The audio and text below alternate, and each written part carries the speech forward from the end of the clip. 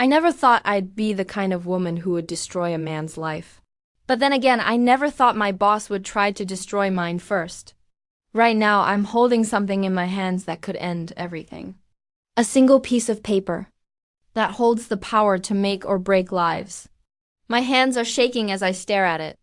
In exactly 12 minutes, I have to make a choice. A choice that will either save me or ruin me forever. The phone is ringing. I know who it is. I know what they want. But if I answer this call, there's no going back. The man who thought he owned me is about to learn what happens when you push the wrong woman too far. He thinks he's won. He thinks I'm broken. He thinks I'll just disappear quietly like all the others. He has no idea what's coming for him. My name is Sarah Mitchell, and I'm 34 years old. A single mother of one beautiful daughter. For 10 long years, I worked my way up from a secretary to senior manager at Thompson Industries. 10 years of staying late while other mothers went home to tuck their kids into bed. 10 years of missing school plays and parent meetings, all for a steady paycheck and health insurance. I thought I was building a career. I thought I was building security for my family. I had no idea I was actually building my own prison. 3 months ago, I was just another employee. Just another woman trying to survive in a man's world. Just another victim who was supposed to stay silent. But some secrets are too dark to keep buried. Some lies are too big to ignore. And some men deserve exactly what they get. This is my story. This is how I went from victim to something much more dangerous. This is how I made it personal. Let me tell you how it all started. How a loyal employee became a woman on a mission for revenge. It was a Tuesday morning in March. The coffee was still hot in my cup when Mr. Thompson called me into his office. I had been working on the Morrison account for 3 months. It was worth $20 million to our company. "Sarah, come in," he said with a smile. But his smile looked different that day. Hungry, wrong, like a predator watching its prey. His office was huge. Floor-to-ceiling windows, expensive leather chairs. Awards on the wall from 10 years of my hard work. Awards that should have had my name on them too. "You've been doing great work," he said, walking around his big mahogany desk, too close to me. Way too close. I could smell his cologne. It made me sick. "Thank you, sir," I said, trying to keep my voice steady. "The Morrison deal should close next week." "That's not why you're here," he said, moving even closer. "I think we should discuss your future here at Thompson Industries." I felt my stomach drop. The way he looked at me wasn't professional. It was the look a wolf gives a sheep before it attacks. "What do you mean, sir?" I asked, stepping back toward the door. He moved closer again, always closer. "You know exactly what I mean, Sarah. You're a smart woman, beautiful too. We could help each other out." My heart started pounding so hard I thought he could hear it. This was my boss of 10 years. The man I respected, the man I had worked holidays for. The man whose coffee I brought every morning for a decade. "I don't understand," I lied, but I did understand. Every woman knows that look. Every woman has felt that fear. "Come on, Sarah, don't play dumb with me. I can make your career here very comfortable. Promotions, raises, your own office. Or I can make things very difficult for you." The room felt like it was getting smaller. The air felt thick. I couldn't breathe properly. This was really happening to me. "Sir, I just want to do my job," I said as firmly as I could manage. His face changed completely. The fake smile died instantly. His eyes went cold and hard, like looking into a frozen lake. "Think about it carefully, Sarah," he said slowly. "You have until Friday to decide. Don't make the wrong choice." I left his office on shaking legs. My hands were trembling so bad I could barely hold my coffee cup. 3 days. 3 days to decide if I would sell my soul or lose my job. Those 3 days were the longest of my life. I couldn't eat. I couldn't sleep. I kept thinking about my mortgage, my sick mother who needed help with medical bills, my daughter's future, my car payments, 10 years of building my career. All of it hanging by a thread. But then I looked in the mirror and saw my mother's daughter. A woman who taught me to never bow down to any man. A woman who raised me to stand up for what's right. I chose my soul. Friday came too fast and too slow at the same time. I put on my best business suit. I did my makeup carefully. I wanted to look professional when I destroyed my own career. I walked into his office with my head high and my shoulders back. I'm not interested in your offer, Mr. Thompson. I just want to work here as a professional. He laughed, a mean, ugly sound that made my skin crawl. Wrong choice, Sarah. Very, very wrong choice. You'll regret this. And oh boy, did he make me regret it? The next week was pure hell on earth. He found fault in everything I did. Projects I had worked on for months were suddenly not good enough. The Morrison deal I had been perfecting for 3 months, suddenly full of amateur mistakes. He called me into his office every single day, always to tell me I was failing. Always. To remind me that I had made the wrong choice. Still time to change your mind, he would say with that evil smile. My own team started avoiding me. People I had worked with for years stopped talking to me. The water cooler conversations ended when I walked by. I was being isolated, pushed out, made into an example. Then came the lies. Client complaints about things I never did wrong. Missing files that I knew I had submitted. Email chains that mysteriously disappeared from the server. Sarah's been making a lot of mistakes lately, I heard him tell the other managers. I'm not sure she's Thompson Industries material anymore. I started keeping copies of everything, every email, every file, every phone call recorded on my personal phone. I knew what was coming, but I wasn't ready for how it would feel. Thursday morning, 2 weeks after I rejected his disgusting offer, his assistant knocked on my cubicle with a cardboard box in her hands. Mr. Thompson wants to see you, she said quietly. She looked sad. She knew what was happening. I walked into his office for the last time. He was sitting behind his big desk like a king on his throne. His smile was pure evil. Sarah, we need to talk, he said, not even asking me to sit down. Your performance has been unacceptable lately. We're letting you go. Just like that. 10 years of my life, gone. You're firing me, I said. It wasn't a question. That's correct. It's just business, Sarah. Nothing personal. Just business. Those words hit me like a punch to the stomach. This isn't business, I said, my voice shaking with anger and pain. This is personal. This is revenge because I wouldn't sleep with you like some cheap prostitute. He shrugged, like he was discussing the weather. Prove it. That's when I realized what kind of monster I had been working for. This wasn't just about me. This was about power, control.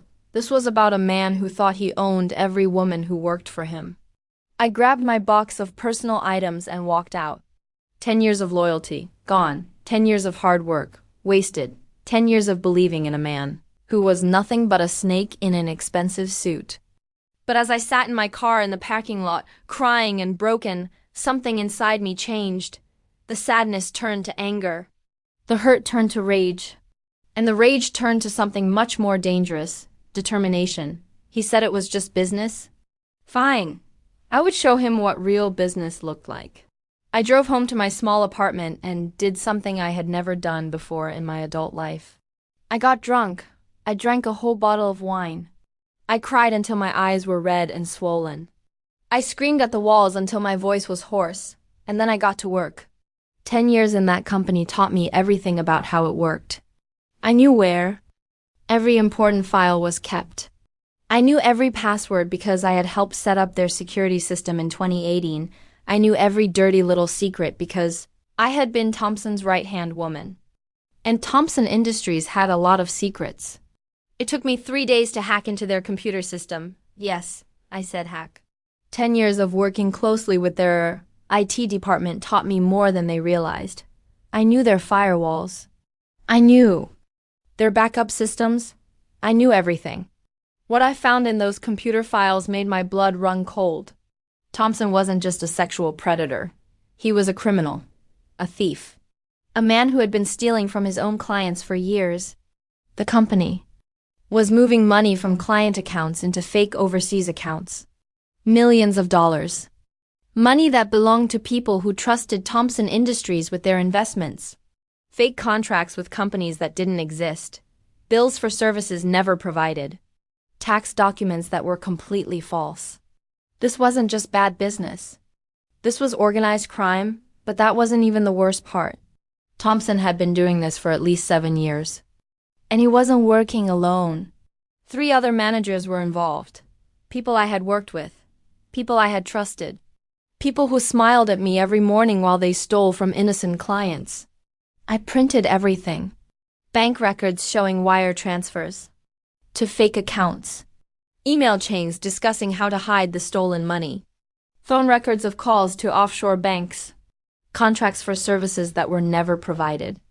Everything that would put Thompson and his criminal friends in federal prison for the next 20 years. Then I did something that felt really good. I called every major client Thompson Industries had ever worked with. Hello, Mr. Morrison. This is Sarah Mitchell. I used to work for Thompson Industries. I have some information you need to know about what they've been doing with your money. One by one, I told them the truth about the stolen funds, about the fake bills they had been paying, about the lies Thompson had been telling them for years while he robbed them blind. The first client pulled their contract that same day. $2 million gone. The second client called the next morning. They were pulling out too. $5 million. By the end of the week, 3 major clients had pulled their contracts and demanded investigations. That was $50 million in lost business. Just like that, but I wasn't done. Not even close. This was just the beginning of Thompson's nightmare. I spent the next week gathering more evidence. I contacted other women who had worked for Thompson over the years. Women who had quit suddenly. Women who had been let go for mysterious reasons. The stories they told me made me sick to my stomach. He tried the same thing with me 3 years ago, said Jennifer, who had been his marketing director. When I said no, he fired me the next week. He told me I was special, said Maria, who had worked in accounting. He said his wife didn't understand him. When I refused to go to his hotel room, I was suddenly not meeting performance standards. There were 12 women. 12 women. Over the past 8 years who had been sexually harassed by Thompson. 12 women whose careers had been destroyed because they wouldn't sleep with their boss. I was building an army of women who wanted justice. Thompson Industries was having their biggest event of the year the following Friday. The annual success celebration at the Grand Hotel downtown. All their biggest clients would be there. All their investors, the media. Everyone who mattered in the business world. This was my chance. My one shot to destroy the man who had destroyed so many lives. I went shopping and bought a black dress. Not just any black dress. A stunning, powerful black dress that cost me 2 weeks' worth of unemployment benefits. The kind of dress that demands attention. The kind of dress that says, I'm here, I'm powerful, and you're going to listen to every word I say. I also bought a small digital recorder and a folder thick enough to hold all my evidence. Friday night came. I drove to the Grand Hotel with my hands shaking on the steering wheel. This was it, no going back now. The ballroom was packed with at least 300 people. I could see Thompson through the window, smiling and shaking hands with investors, playing the part of the successful, honest businessman. He was wearing his best tuxedo. His wife was next to him in a beautiful blue gown. They looked like the perfect power couple. What a lie. I walked into that ballroom like I owned the place. My black dress turned heads immediately. My heels clicked on the marble floor like gunshots. The first person to see me was Janet from accounting. Her champagne glass nearly slipped from her hand. Sarah, what are you doing here? I thought you were ... Fired. I'm here to give a little speech. Word spread through the room like wildfire. Sarah's here, Thompson's former assistant. The woman he fired, she's here and she looks dangerous. I walked straight toward the stage where Thompson was about to give his big speech about another record-breaking year of success and integrity. He saw me coming from 50 feet away. His face went completely white. His hands started shaking. Sarah, what are you doing here? He hissed when I got close enough. Security. I need security. Oh, don't worry about security, David. I said, loudly enough for people nearby to hear. They're a bit busy right now, something about federal agents in the parking lot. That was a lie, but it got everyone's attention. The room started to quiet down.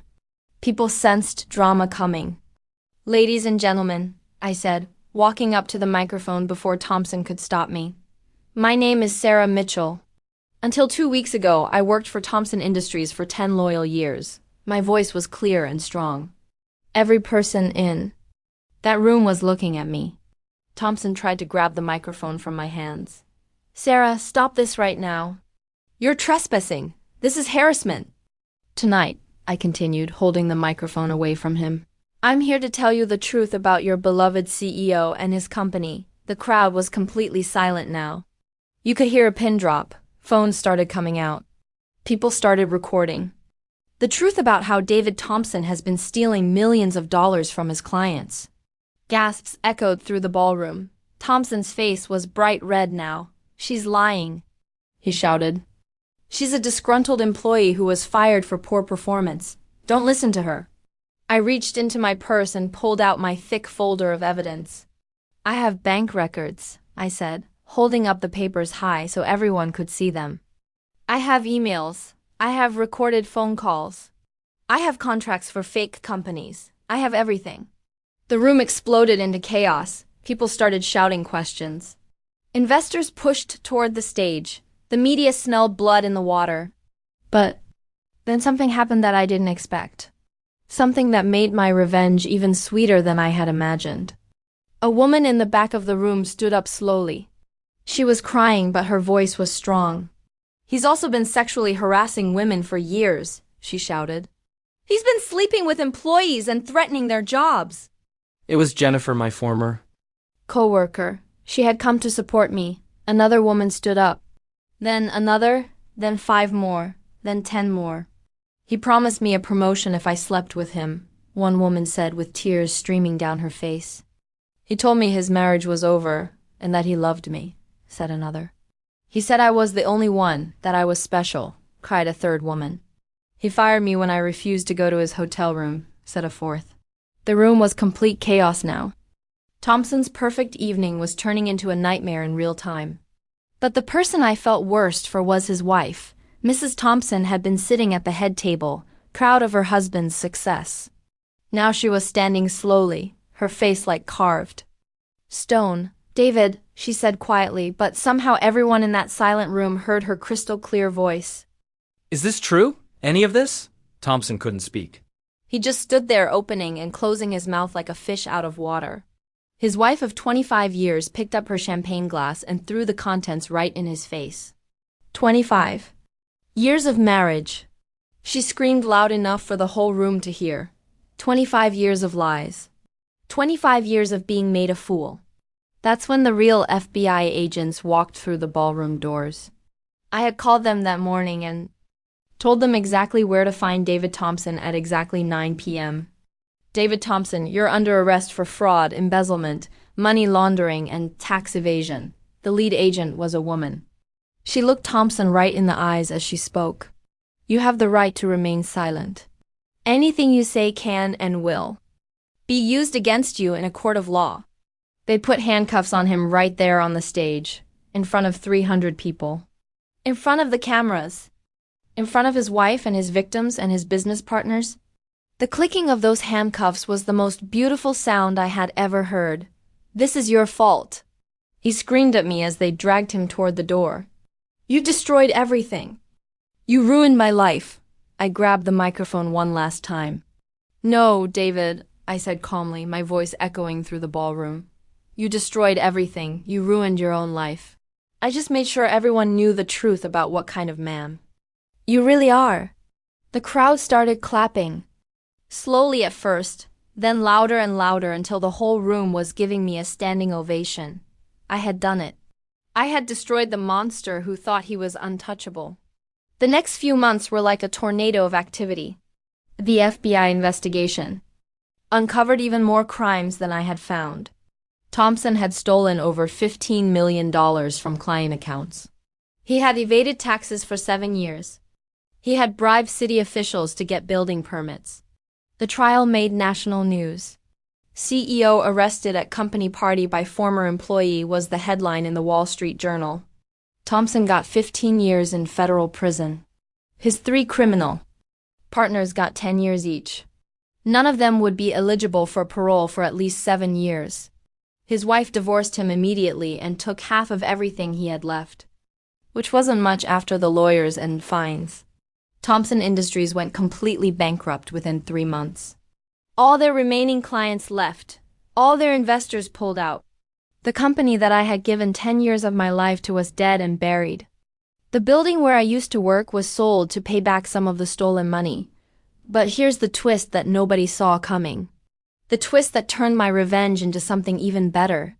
6 months after Thompson went to prison, I got a phone call that changed everything. Miss Mitchell? This is James Morrison from Morrison Corp. We'd like to meet with you. Morrison Corp was Thompson Industries' biggest former client. They had lost $8 million to Thompson's crimes. I met Mr. Morrison at his downtown office. He was a kind man in his 60s who had built his company from nothing. Sarah, he said, we've been watching what you did. How you exposed Thompson. How you stood up for what was right even when it cost you everything. I just told the truth, I said. Exactly, and that's why we want to hire you. We want you to start a new company. Take over all the legitimate business that Thompson Industries used to do. We'll back you with $100 million in startup capital. I couldn't believe what I was hearing. Me? A CEO? Why me? I asked. Because you had the courage to tell the truth when no one else would. Because you stopped a criminal who was hurting innocent people. Because in a world full of liars and cheats, we know we can trust you completely. 3 other major companies made similar offers that same week. Everyone wanted to work with the woman who had taken down David Thompson. And that's how I became the CEO of Mitchell Industries. The first thing I did was hire back all the honest employees from Thompson Industries. The ones who weren't criminals. The ones who had been fooled by Thompson just like I had been. Janet from accounting was my very first hire. I always knew you were special, Sarah, she said, crying happy tears. In my new office. I always knew you would do something amazing. We all knew, said Mike from marketing when I hired him as my VP. We just didn't know how to stop Thompson. He scared everyone into silence.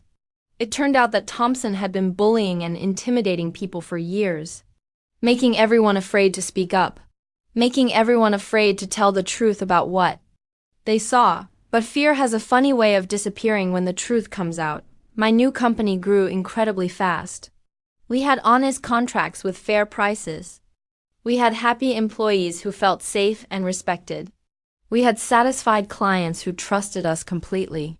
Within 1 year, Mitchell Industries had $50 million in annual revenue. Within 2 years, we were bigger than Thompson Industries had ever been. We had 200 employees and offices in 4 cities. And every single morning when I sit behind my CEO desk in my corner office, I look at the framed newspaper clipping on my wall. It's not a picture of my success or my awards. It's the photo of David Thompson being led away in handcuffs. Some people think revenge is wrong. Some people say you should forgive and forget and move on with your life. But sometimes revenge isn't about hurting someone who hurt you. Sometimes revenge is about protecting other people from a dangerous person. Thompson didn't just hurt me. He hurt his wife of 25 years. He hurt dozens of female employees. He hurt innocent clients who trusted him with their money. He hurt honest employees who worked hard for a company built on lies. My revenge didn't just punish him. It saved everyone else from him. Last month, I got a letter delivered to my office. It was from David Thompson, writing from federal prison. Sarah, it said in handwriting that looked older and shakier than I remembered. I've had a lot of time to think about what I did. To you, to my wife, to all those women, to my clients.